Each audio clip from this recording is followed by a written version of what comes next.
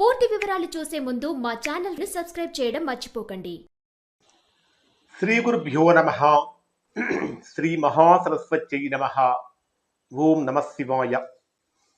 Narayana Sastry astrology channel వీక్షిస్తున్నటువంటి ప్రేక్షక మహాశీలకు స్వాగతం, సుస్వాగతం.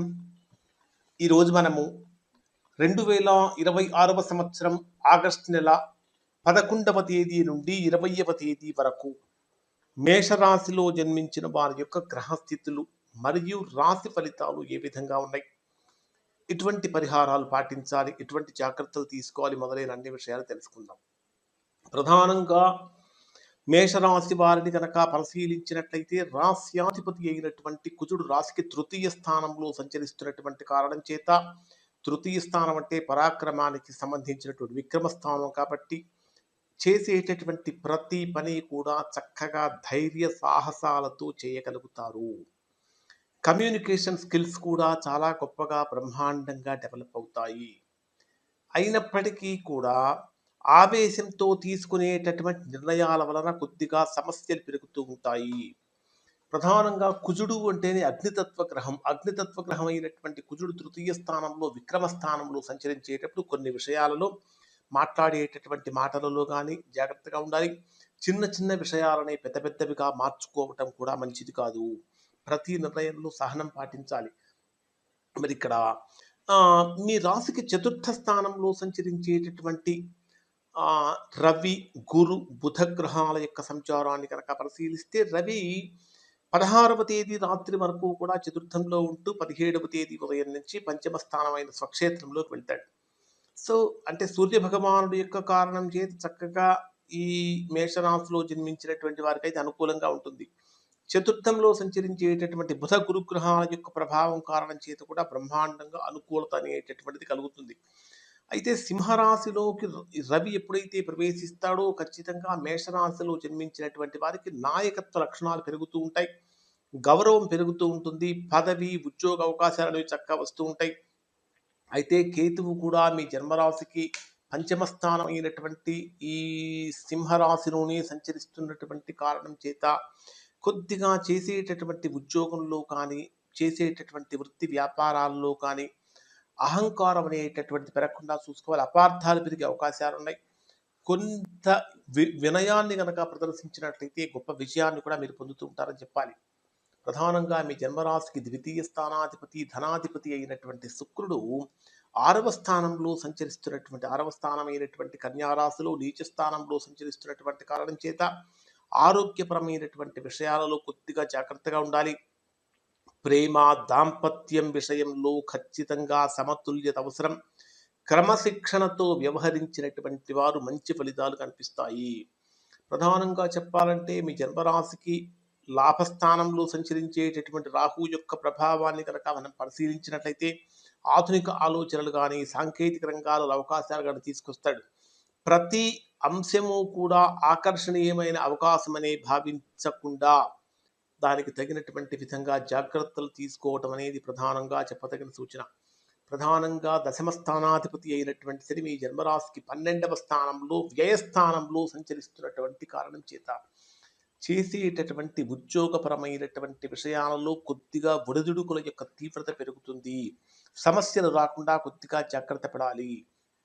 ఇక్కడ మరి డే వైజ్గా పరిశీలిస్తే మేషరాశి వారికి ఏ విధంగా ఉంటుంది అని కనుక మనం తీసుకుంటే 11వ తేదీ ఉదయం నుంచి 13వ తేదీ ఉదయం 6:06 వరకు ఉండేటటువంటి సమయంలో ఖచ్చితంగా మేషరాశిలో జన్మించినటువంటి వారు కుటుంబ పరంగా కానీ, ఇంటి పరంగా కానీ, తల్లిదండ్రుల విషయాలలో కానీ, స్థిరాస్తులకు సంబంధించినటువంటి విషయాలు, ఈ అంశాలు అనేటటువంటివి ప్రధానంగా నిలుస్తాయి.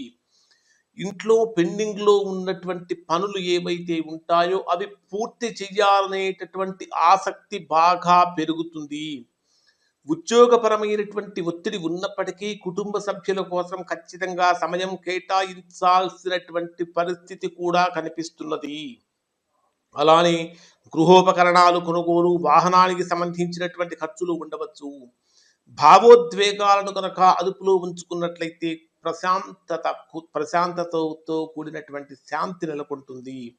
ఖచ్చితంగా సోమవారం రోజున శివాలయంలో శివుడికి అభిషేకం చేయించుకోవటం అనేది మీకు చాలా చాలా మంచి అంశము అని చెప్పాలి. మరి 13వ తేదీ ఉదయం 6:06 నుండి 15వ తేదీ ఉదయం 9:36 వరకు ఉండేటటువంటి సమయంలో మేషరాశిలో జన్మించినటువంటి వారి యొక్క క్రియేటివిటీ లెవెల్స్ టాప్ రేంజ్‌లో ఉంటాయి. సంతానపరమైన విషయాలలో గానీ, విద్యకు సంబంధించిన విషయాలలో గానీ, ప్రేమకు సంబంధించినటువంటి విషయాలలో గానీ బలపడుతుంది. విద్యార్థులకు చదువులో పురోగతి కలుగుతూ ఉంటుంది. కళారంగంలో ఉన్నటువంటి వారికి కొత్త కొత్త అవకాశాలు వస్తూ ఉంటాయి. పెట్టుబడుల విషయంలో తొందరపడకుండా అంటే తొందరపాటు నిర్ణయాలు పనికి రావు. ప్రేమలో ఉన్నటువంటి వారు అనవసరమైన అహంకారాన్ని దూరంగా ఉంచాలి. ఖచ్చితంగా ఆదిత్య హృదయ పారాయణం చేయటం వలన సమస్తమైనటువంటి ఫలితాలు పొందుతారు. 15వ తేదీ ఉదయం 9:36 నుంచి 17వ తేదీ ఉదయం సాయంత్రం 5:06 వరకు ఉండేటటువంటి సమయంలో ఉద్యోగపరంగా కానీ, ఆరోగ్యపరంగా కానీ, కాంపిటీటివ్ ఎగ్జామ్స్ రాసేటటువంటి వారికి కానీ కొంచెం జాగ్రత్తగా ఉండాలి. అన్నింటికంటే ప్రధానంగా ఆరోగ్యపరమైనటువంటి విషయాలలో అనేక రకాలైన జాగ్రత్తలు పాటించాలి. ఇంకా ఇక్కడ మీకు ఏ రకంగా ఉంటుందంటే, ఏ చిన్న విషయాన్ని కూడా ఇక్కడ నిర్లక్ష్యం చేయకూడదు. అంటే చిన్న పామునైనా సరే పెద్ద కర్రతో కొట్టాలనేటటువంటి సామెత ఇక్కడ మీకు ఖచ్చితంగా వర్తిస్తుంది. ఖచ్చితంగా బుధవారం రోజున పెసలు దానం చేయటం వలన కానీ, విష్ణు సహస్రనామం పారాయణం చేయటం వలన మంచి ఫలితాలు పొందుతారు. 17వ తేదీ సాయంత్రం 5:06 నుంచి 20వ తేదీ ఉదయం 3:02 వరకు ఉండేటటువంటి సమయంలో భార్యాభర్తల మధ్య పరస్పరమైనటువంటి అవగాహన అవసరం. వ్యాపార భాగస్వామ్యాలలో కొత్త అవకాశాలు రావచ్చు. వివాహ ప్రయత్నాలు చేస్తున్నటువంటి వారికి అనుకూలత కలిగే అవకాశం ఉంటుంది. మాటల్లో మృదుత్వం అనేటటువంటిది ఖచ్చితంగా ఉండాలి. కొత్త ఒప్పందాలు అగ్రిమెంట్స్ చేసుకునేటప్పుడు అన్ని నిబంధనలను పూర్తిగా చదివి ముందుకు వెళ్ళటం అనేది ప్రధానంగా చెప్పదగిన సూచన.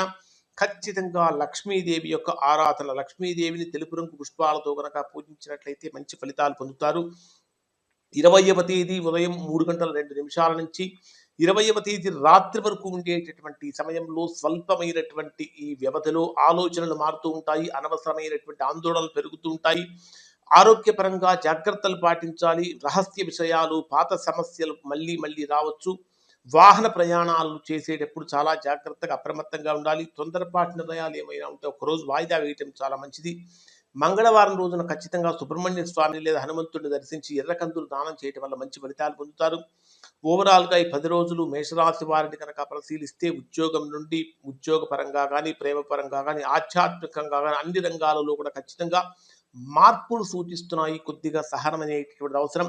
ఇప్పుడు చెప్పినటువంటివన్నీ కూడా మనము గోచారం ఆధారంగా చేసుకొని చెప్పినటువంటి ఫలితాలు. ఎవరికైనా సరే ఇంకా తీవ్రమైనటువంటి ప్రతికూలతలు కనుక పొందుతూ ఉన్నట్లయితే అటువంటి వారు ఒక్కసారి మీరు మీ యొక్క వ్యక్తిగత జాతకాన్ని విశ్లేషణ చేయించుకొని దోషం ఎక్కడుందో తెలుసుకుని దోష నివారణ చేయించుకుంటే చక్కగా సత్ఫలితాన్ని పొందుతారు. ఇవి మేషరాశి వారి యొక్క ఫలితాలు. శుభం.